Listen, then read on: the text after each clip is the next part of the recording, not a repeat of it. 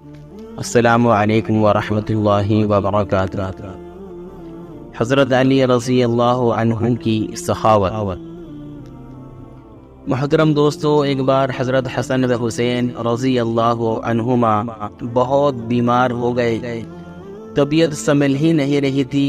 خاتون جنت حضرت فاطمہ رضی اللہ عنہما نے دونوں شہزادوں کی صحت کے لیے منت مانگی کہ یا اللہ، دونوں بچوں کو صحت مل گئی تو ہم یا بیوی 3 دن لگاتار نفلی روزے رکھیں گے۔ اللہ تعالیٰ نے اپنی رحمت خاص سے دونوں شہزادوں کو صحت عطا فرما دی۔ چنانچہ حضرت علی اور حضرت فاطمہ رضی اللہ عنہما نے روزے رکھنے شروع کیے۔ جب افطار کا وقت ہوا تو دونوں کے پاس صرف ایک روٹی تھی۔ اتنے میں دروازے پر دستک ہوئی۔ پوچھا کون؟ تو جواب ملا، مسکین ہوں، بھوکا ہوں، اس در پر آیا ہوں کہ کچھ مل جائے۔ میاں بیوی نے سوچا کہ ہم بغیر کھائے گزارا کر لیں گے، مگر ہمیں مانگنے والے کو خالی نہیں بھیجنا چاہیے، لہٰذا روٹی اٹھا کر مانگنے والے کو دے دی اور خود بغیر کھائے صرف پانی سے روزہ افطار کر لیا۔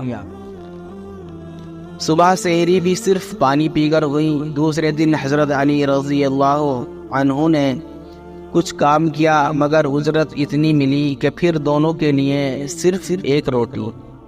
جب افطاری کا وقت قریب آیا تو پھر دروازے پر دستک ہوئی۔ پتہ چلا کہ ایک یتیم سوالی بن کر آیا ہے اور کچھ کھانے کے لیے مانگ رہا ہے۔ میاں بیوی نے سوچا کہ ہم آج پھر کھائے بغیر گزارا کر لیں گے، مگر یتیم کو انکار کرنا ٹھیک نہیں، لہٰذا روٹی یتیم کو دے دی گئی اور خود پانی سے روزہ افطار کر لیا۔